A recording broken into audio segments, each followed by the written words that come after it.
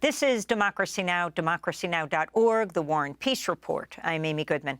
In Haiti, at least 12 people have been killed as armed groups attacked Pétionville, an upscale area in the capital Port-au-Prince Monday.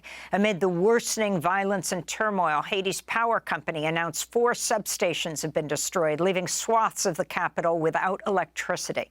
Last week, unelected Haitian Prime Minister Ariel announced he'll resign after a coalition of armed groups opposing the de facto leader declared an uprising.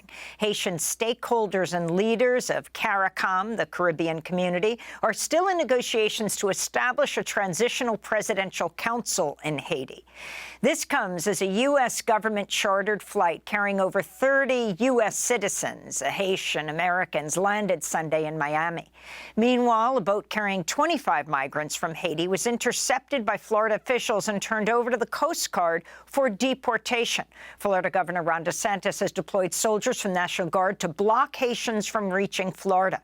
The Biden administration is also reportedly considering housing any influx of Haitians to Guantánamo Bay. For more, we're joined by Ambassador Dan Foote. He is the former U.S. Special Envoy for Haiti, resigned from his post in September 2021, citing the Biden administration's inhumane treatment of Haitian asylum seekers and U.S. meddling in Haitian politics. Joining us now from Buffalo, New York. Welcome to Democracy Now!, Ambassador Foote. Can you talk about what's happening right now in Haiti?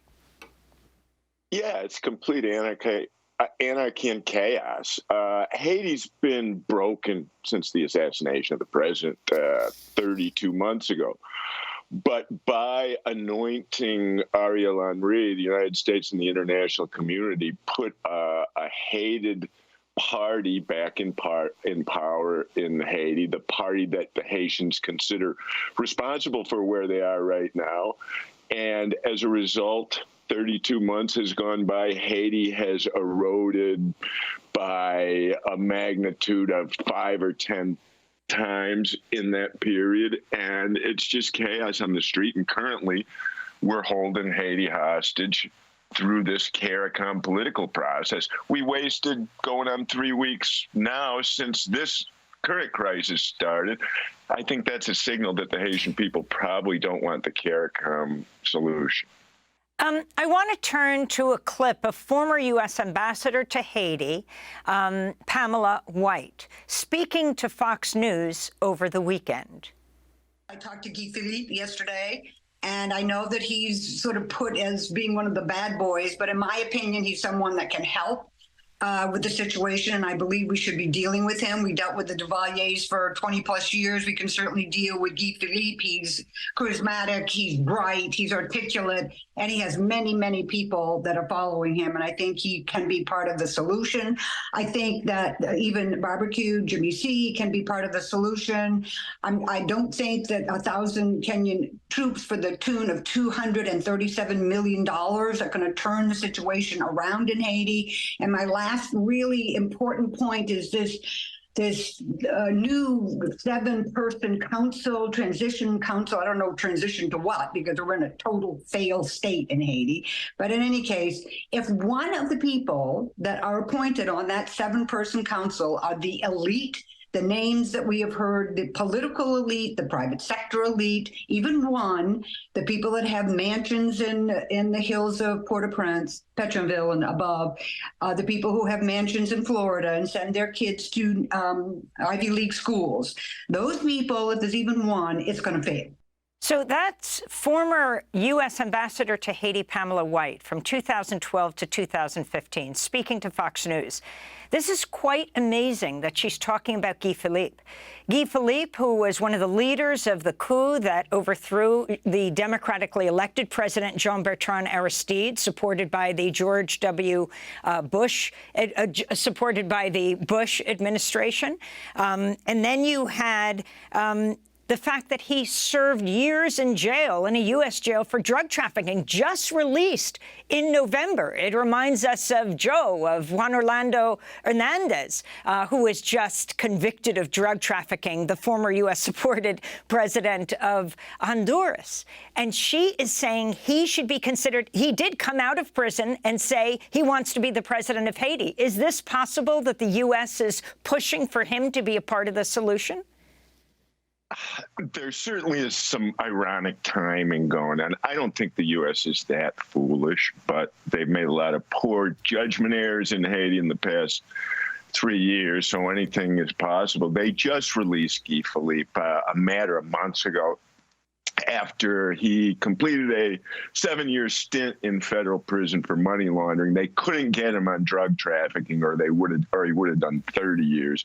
And they sent him back there. Now, Guy Philippe has a little bit of a constituency in Haiti. He's not an unknown, but the Haitians are not looking to be governed by criminals. And the Haitian people have to make these decisions. This is a great example of Americans, foreigners, non-Black Haitians.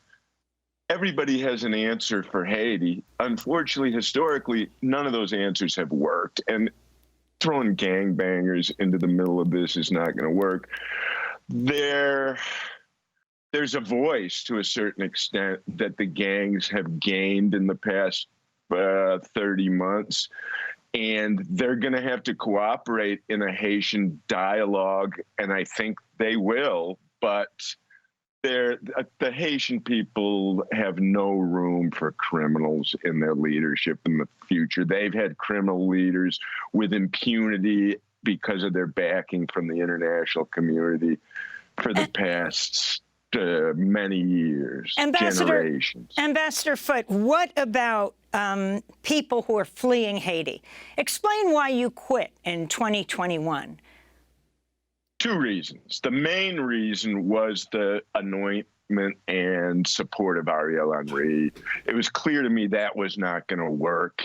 And at the time the U.S. was propping him up, there was a parallel discussion going on in Haiti, civil society and opposition political parties looking to come together with a consensus political agreement. And that was, in my opinion, and still is, the way forward for Haiti. Then you had the terrible situation in Del Rio, Texas, where you had CBP guys whipping Haitian refugees up there, and that was the straw that broke the camel's back for my resignation.